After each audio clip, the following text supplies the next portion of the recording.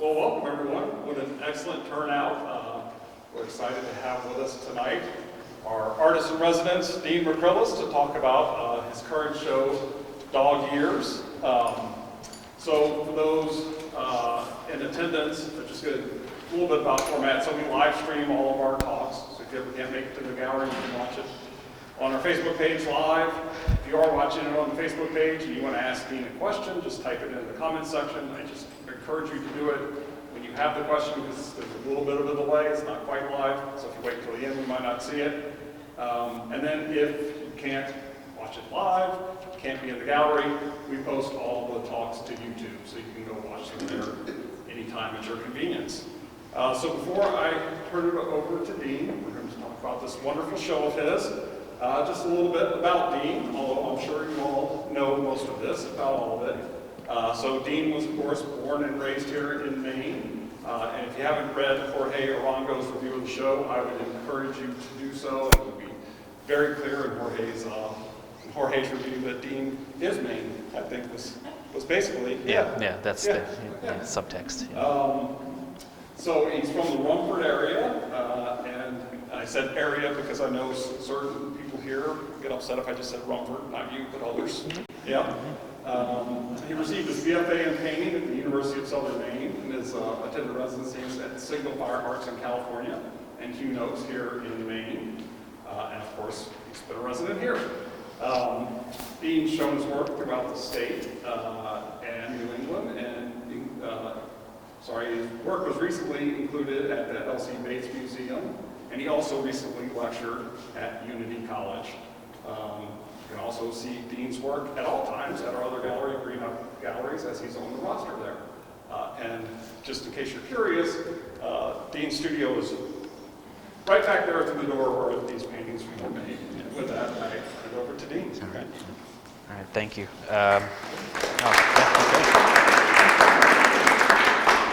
I just want to say thank you quickly to John and Kelly and the staff here for helping me organize all this.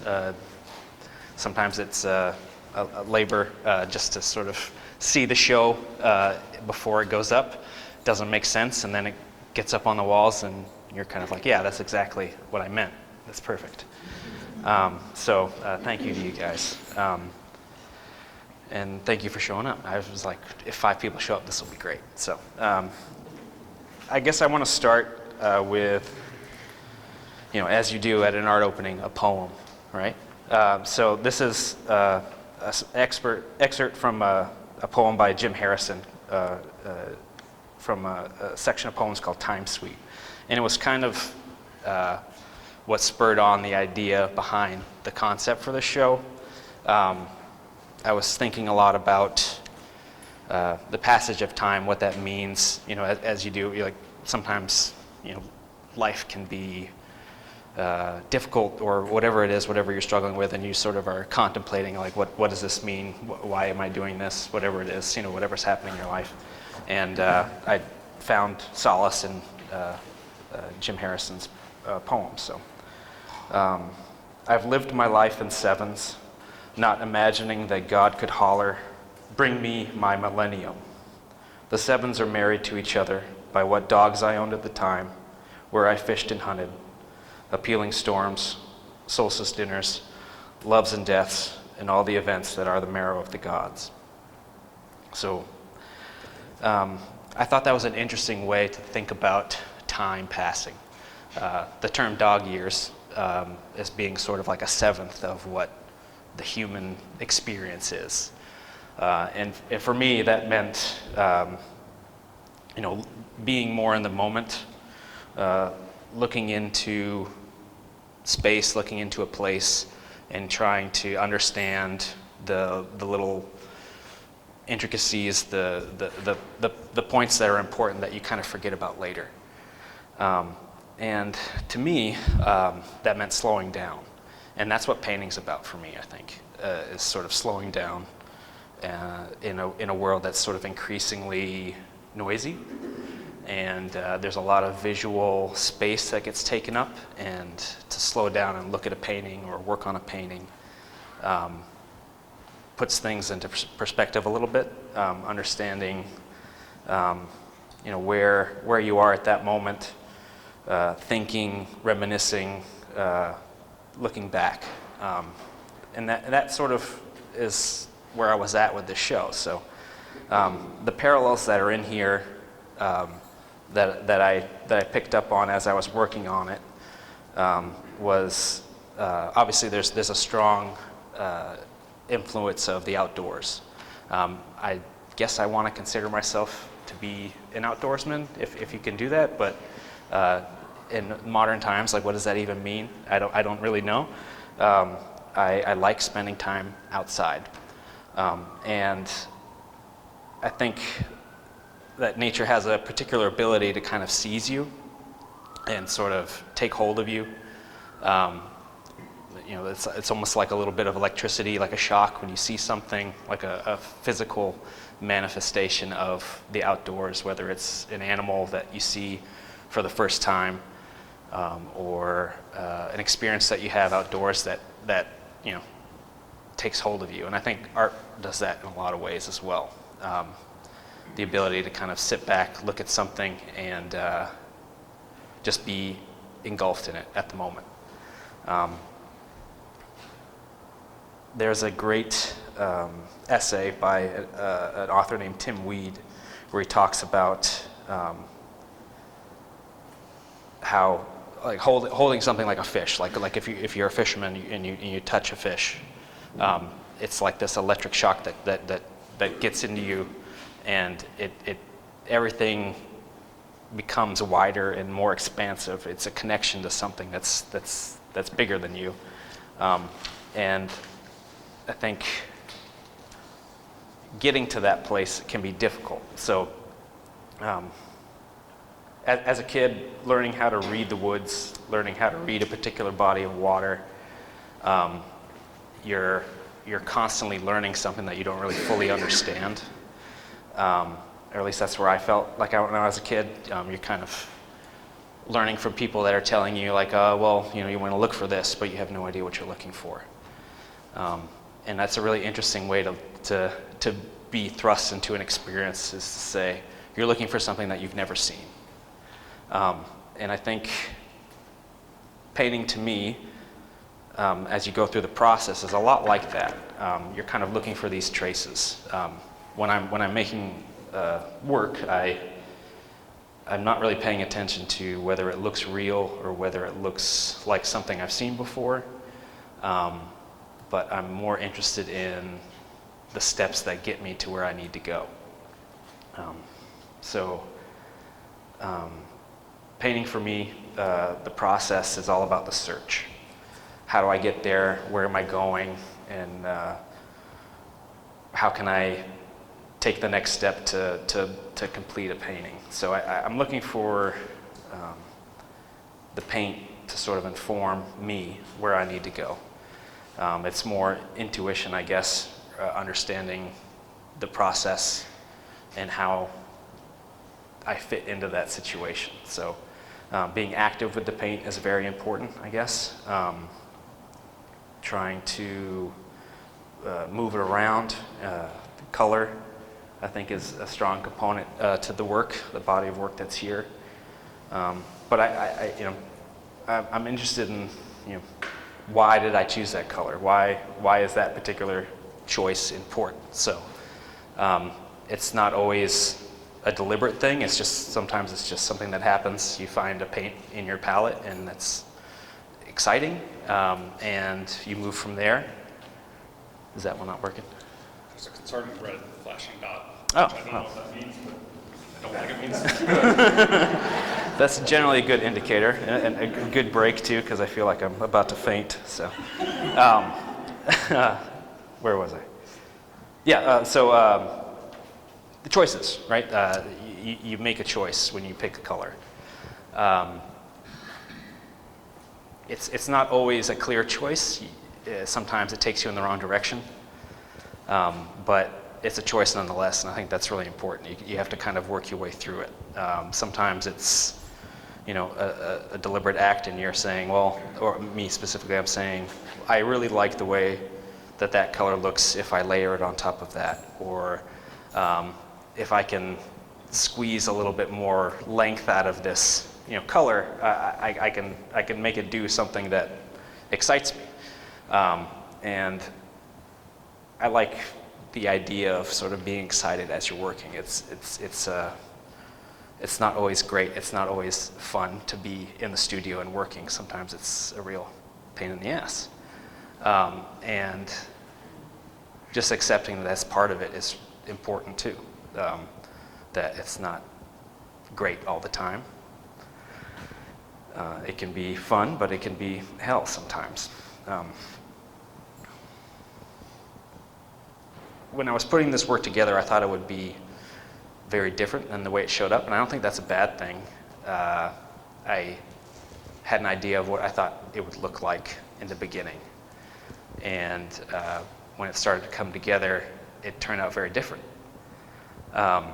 And I was a little nervous about that, almost as nervous as talking in front of everyone here.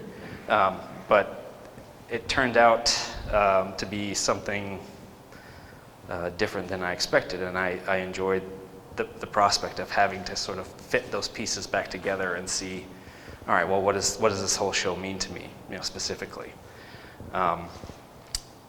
There's an awful lot of place in these pictures, in these paintings, sort of specific to where I grew up in my hometown and the places that I have been, but I don't live there anymore, so there's a bit of distance between me and those places. And that's an interesting perspective to have, sort of as an adult, like being away from a place where that resonates with you, really, and trying to find that where you are now is a interesting prospect. When I'm painting, it's easy to sort of put that stuff out of your mind and just focus on the work, but sometimes it finds its way back in. Piecing together images from old photos or magazines that I found in my grandmother's barn, whatever it might be. I'm kind of finding all these little notes that remind me of where I've been, where I want to be, and trying to figure out what that means in the greater scheme of things.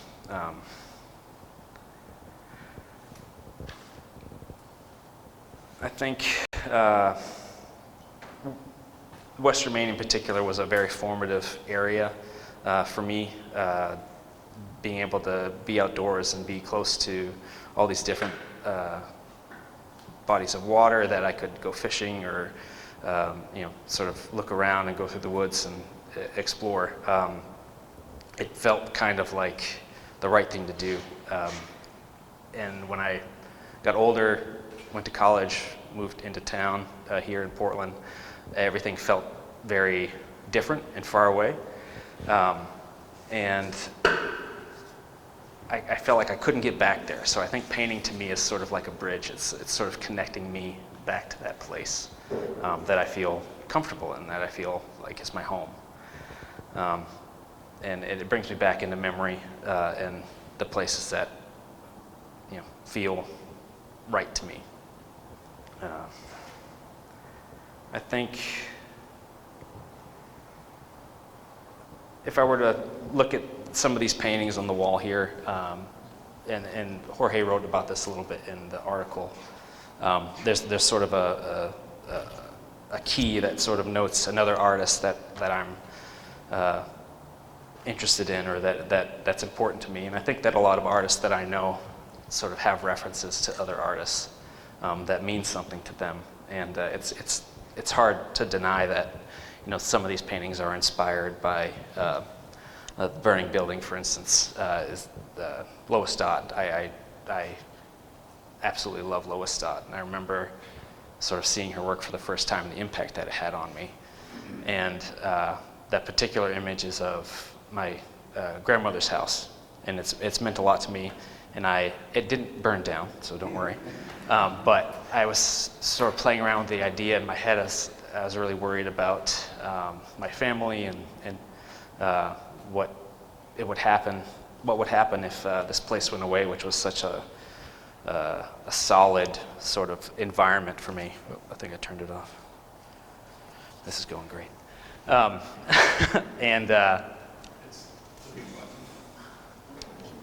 is that better? Okay, perfect. Hey, there we go. Sorry.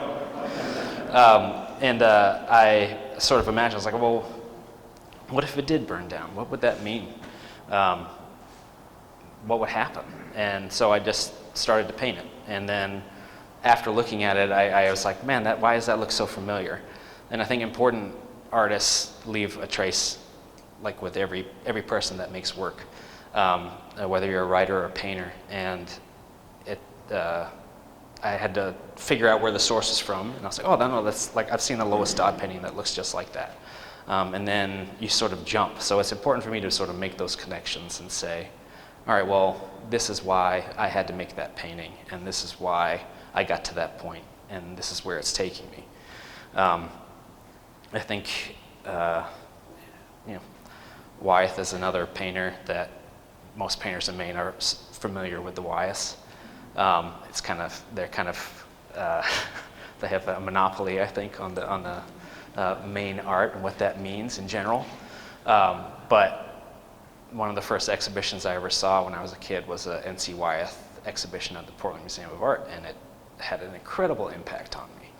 And then I learned more about the family, and I read every book I could on Andrew Wyeth. But when I say read, I looked at all the pictures, basically.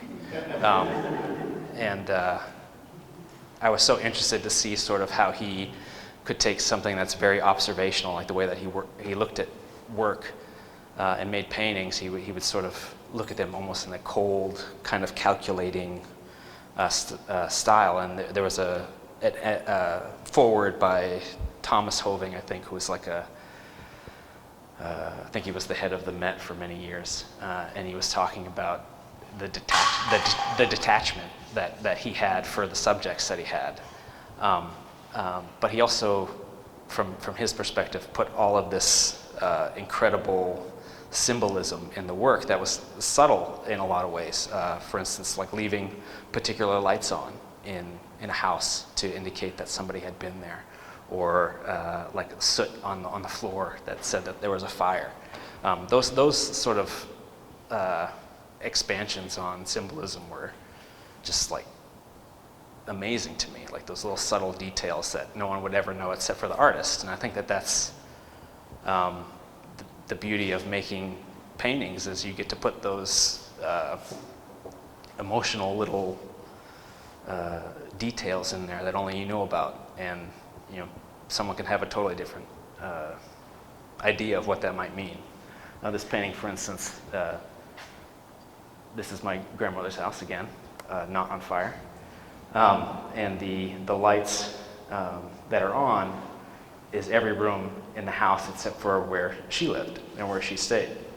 And I had this idea of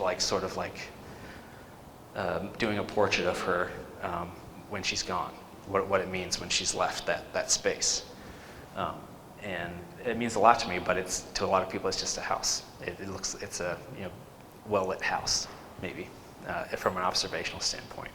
And I think from an observational standpoint, you kind of miss the treasure. So as you're looking at work and making work as a painter myself, I think moving beyond the observation, the pure observation, and finding the areas that you can jump off to that get you somewhere else is the part that I'm most excited about as a painter. I think balance is very important in my work, and what that means for me particularly. To sort of have some narrative in the work, but not enough where it hits you over the head. I'd like it to be a little ambiguous. I'd like, if someone were to see something, that they wouldn't know exactly what was going on. The mystery of what's involved there is important. A little bit of symbolism, particularly individual symbolism for me,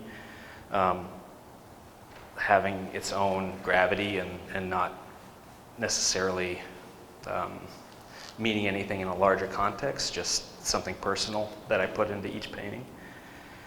And then painting as action, so knowing that the movement of the piece in each individual piece has particular gravity. So being able to expand with a brush mark, something that could be either really detailed or something that's, a simple swath of color. Not having to worry about looking like something, but feeling like something. I guess the most important thing is knowing when to stop. So I'll leave it at that.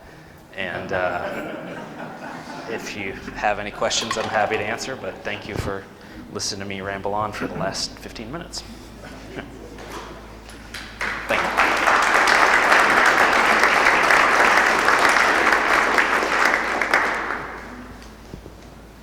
Hey, Richie. I have a question. It seems like you're very brave in working in silhouette or dusk or overcast skies.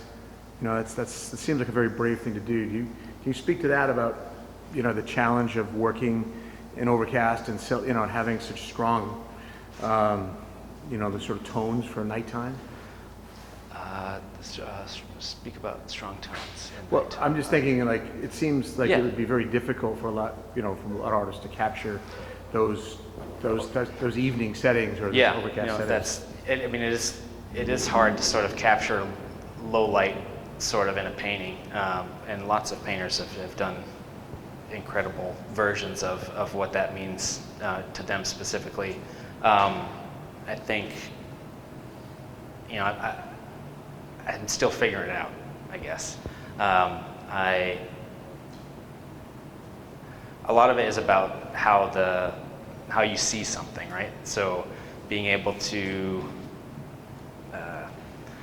use a color that maybe is very intense or bright and put it on a panel specifically so that it looks like that's the brightest value. But in particular, it's if you were to look at it next to a white sheet of paper, it's quite dark. So trying to understand how,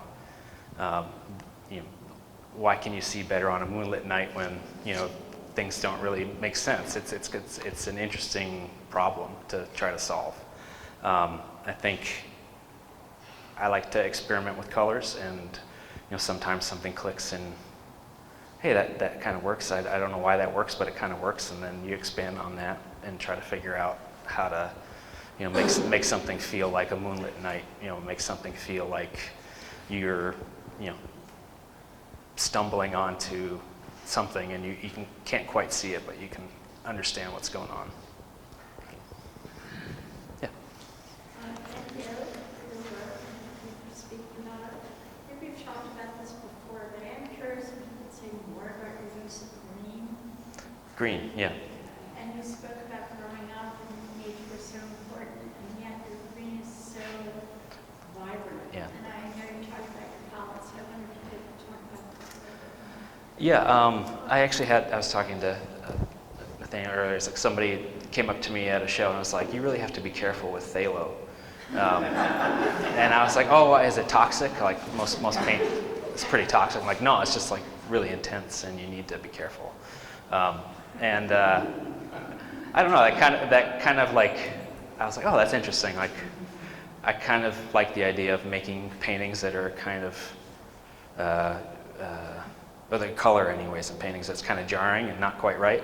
That sort of acidic green, which is not necessarily a natural color if you think about it in that sense, but it's out there. You look at a leaf that's sort of semi-transparent when the sun shines through it. It's incredibly intense green that doesn't quite make sense, and I think I like the idea of being able to find that in something that is offensive to the eye almost, that hot green that hurts to look at sometimes, and make something that's interesting that also you want to look at too. So yeah, and there's other colors too. I mean, obviously it's hard not to look at that one, that it's jarring, and maybe in a bad way or good way, I don't know. But it's fluorescent orange, and the idea of trying to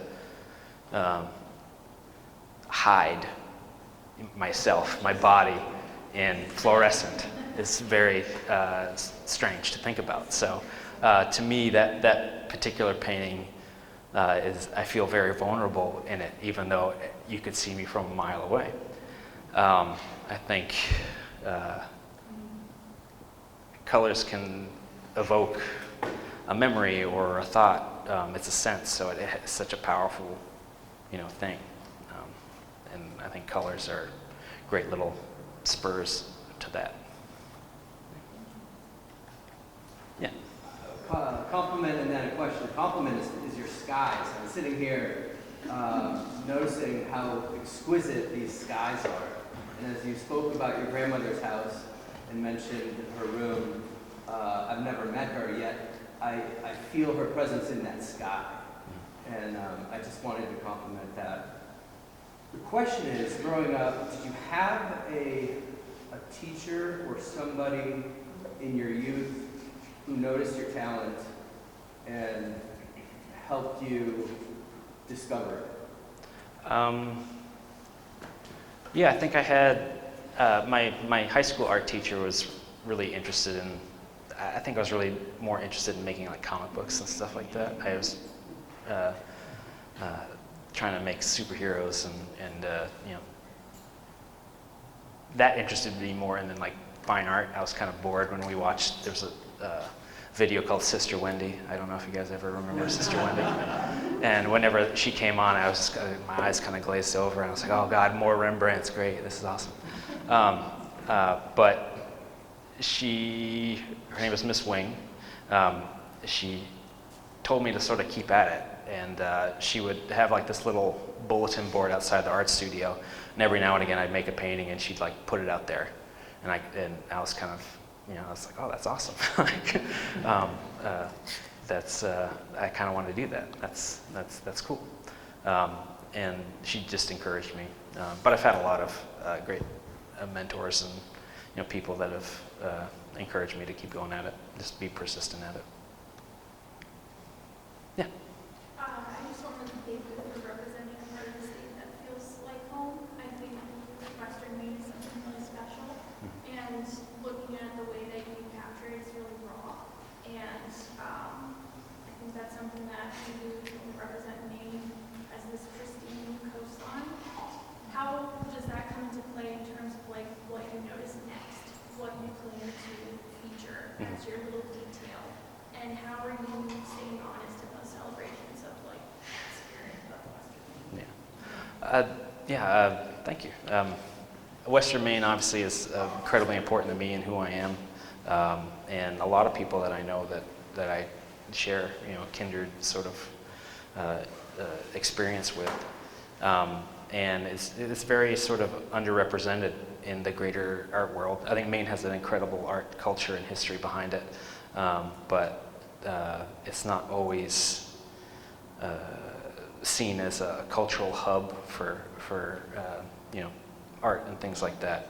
There's been painters that have painted it. Martin Hartley is probably one of the most prominent painters like ever, and he was a Western Maine guy from Lewiston, and painted the coast too, but really painted some amazing Western Maine images. And I think moving forward with my work, I think I'd like to delve more into what that culture really is. I think that, as Americans, what is American culture? That's a question that everyone asks themselves. And I don't know if there's a great answer for it, especially nowadays. It's really difficult to put your finger on it and be proud of something. And I don't know, I think John Prine had this quote that I really like. That was like, I love America, I just don't know where to find it anymore. And I think that,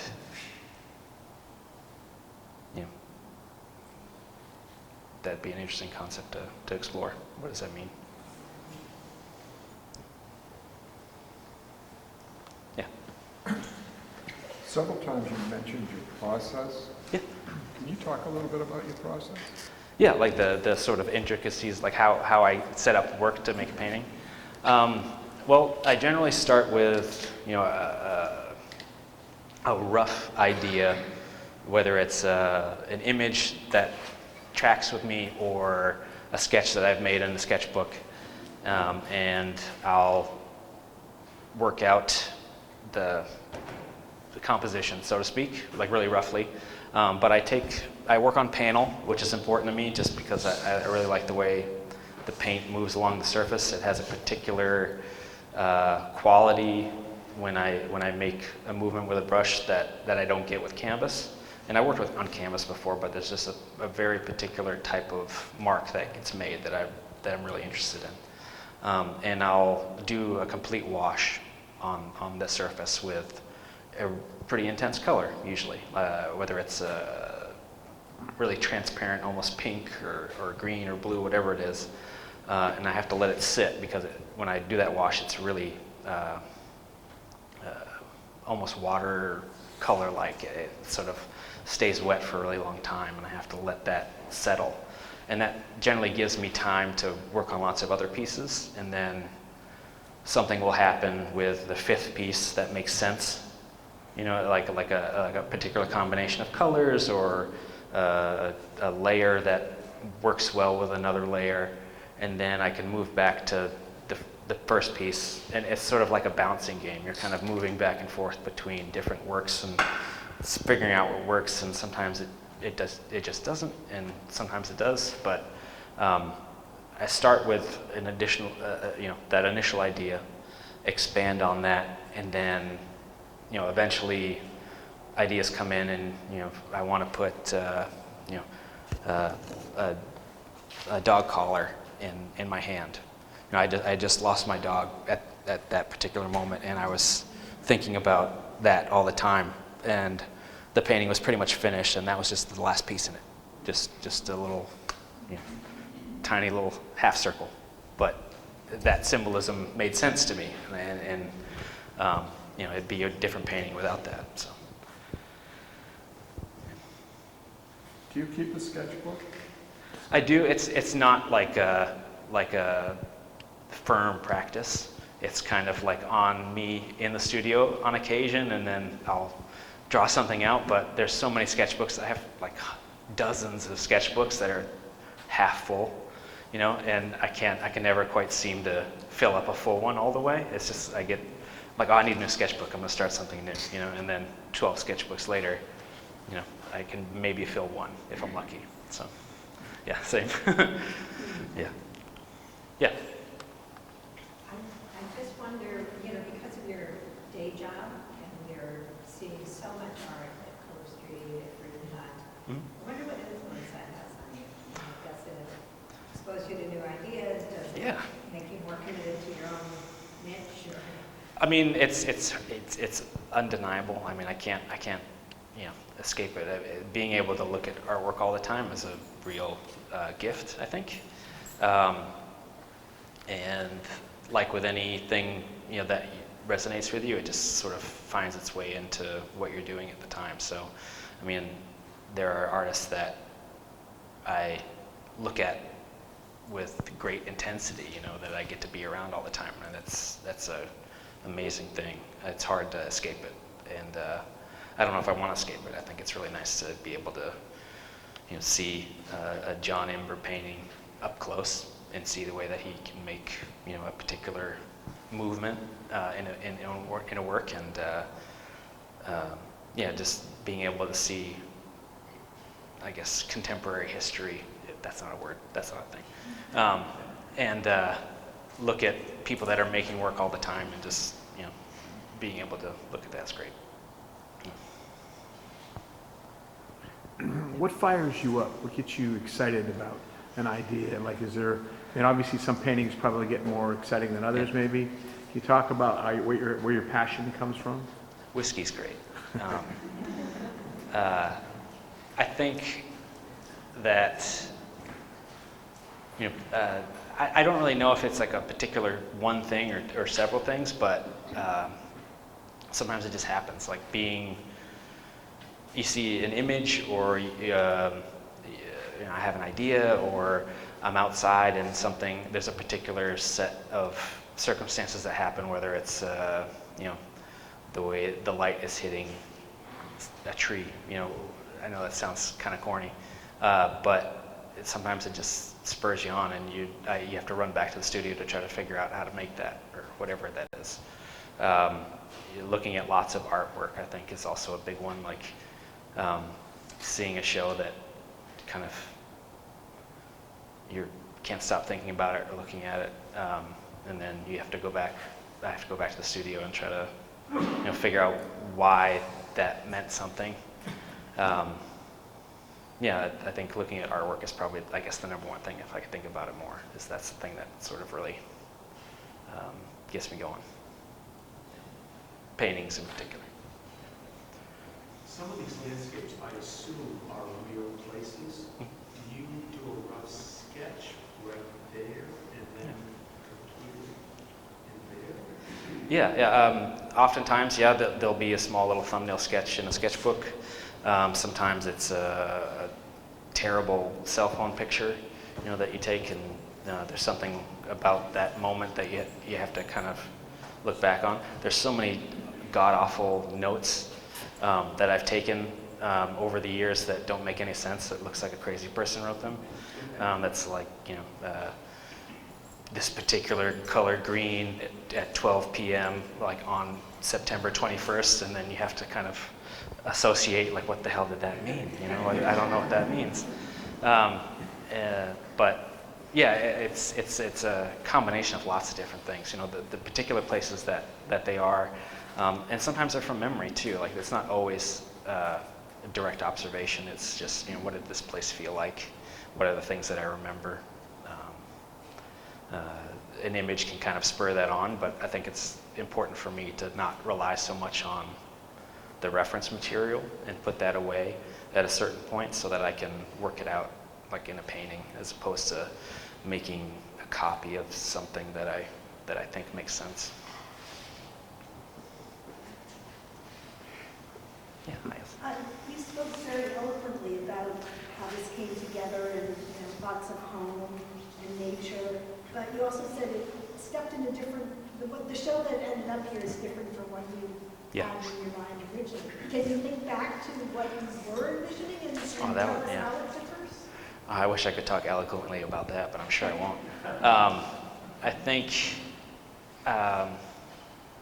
when the opportunity presented itself for the show, I had an idea that the work would be quite large and sort of expansive, because it's such an amazing space, that the paintings that I wanted to make, I wanted to feel like I could step into it, or that I could be in that spot. And then everything kind of compressed and changed. And when I had the body of work in front of me, I was kind of like, oh my God, this is all very intimate and very small, and kind of these little notes, really. It felt like a series of little notes, as opposed to, a manifesto or something, a love letter. It was all these little ideas that came together, as opposed to something grander, I guess. But yeah. So it got more intimate in a sense. Yeah, I think so. Yeah. That comes across. Yeah, thank you. Yeah. Well, we're big fans, This show is it's perfect. I think Western Pennsylvania matches up with your Western name from Western PA. And you said, talk about under pressure, creating this work. Yeah. I can imagine, having a new baby, this doesn't help the process. So Yeah. Does the stress help you paint better, or do you like extra time and relax, and then do you like the last minute, like take a test? Yeah. I'm always like, I study the last minute. I may have a whole day, but I'll do the last minute. So I'm just curious, does stress help you or hurt you? That's a loaded question.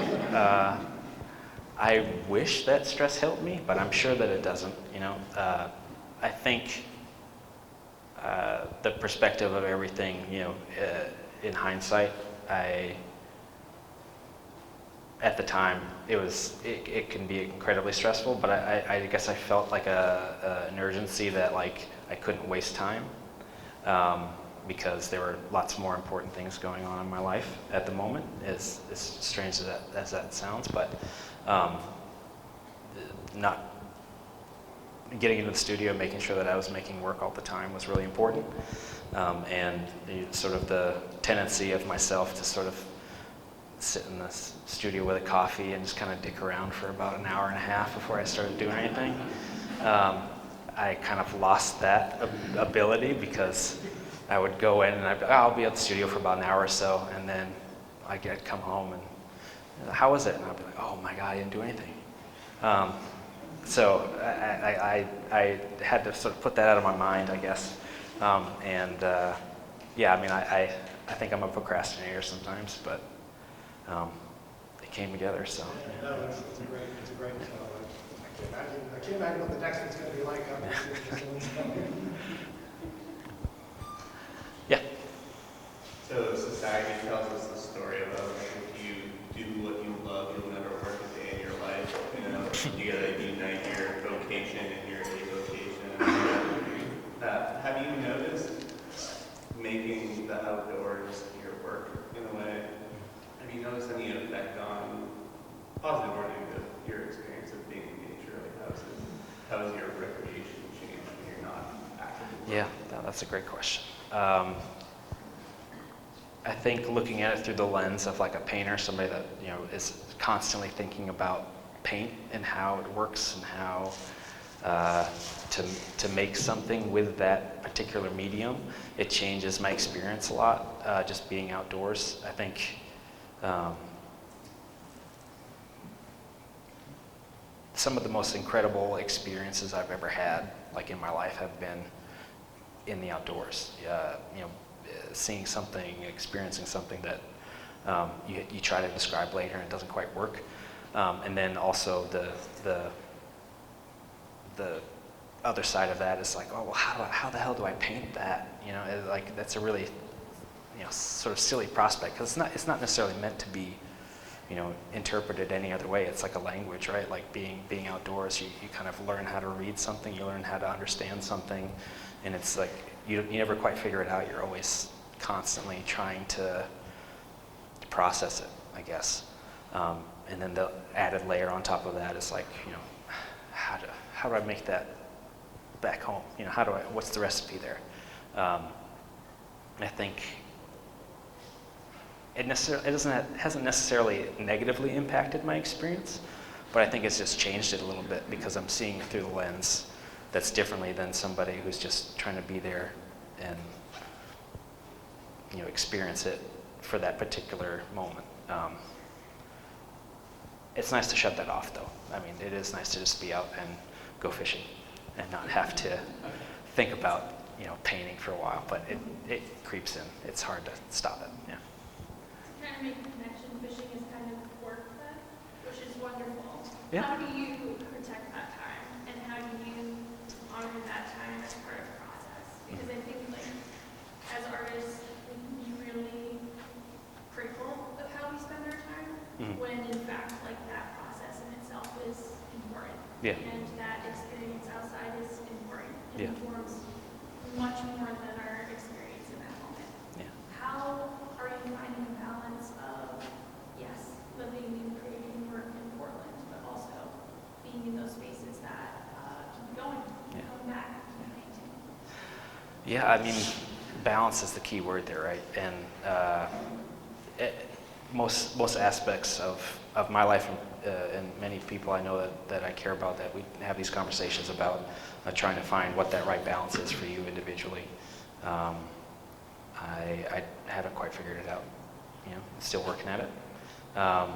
Getting those moments is really important. I think it's very important for me specifically to shut off and be in a place that I feel like I'm the only person there. There's a sort of interesting phenomenon that happens. I think outdoors where I've had this moment many times where I wonder in a particular place, like, how many people have seen this thing at this, in this particular light, at this particular moment? You know, probably not very many. And there's an interesting sort of epiphany that happens in that moment, where you're just like, oh, like, this is a special thing. You know, even if it's just looking at a spruce tree in the middle of nowhere. But yeah, it's very important to have that time away from, you know, the thought process. So I had one small point. I was curious at a self-portrait, it looks like you're snarling. And I didn't know if that was deliberate, if you added that. I know your dog's, you know, Yeah. collar's there, so I'm just Yeah. kind of curious what's going on with whether that's how that worked out. Well, it's hard to say. It's hard to tell, right? Because you're really only getting the view from the eyes and, you know, the bottom lip, really. I think I've had this blaze orange ski mask that I got when I was like 13. It's just been in a duffel bag in my house, apartment, wherever I've lived for the last, you know, 18 years or whatever it's been. And I just kind of put it on and started painting. And I guess, you know, maybe I was scowling underneath it. It's hard to tell for me even. But yeah, trying to make a portrait that looks like you and only being able to see 10% of your face is also an interesting challenge. So. Well, just the way that the bridge between your nose and your lips goes up, Yeah. kind of creates that effect. Maybe it's a smile. You know? Yeah.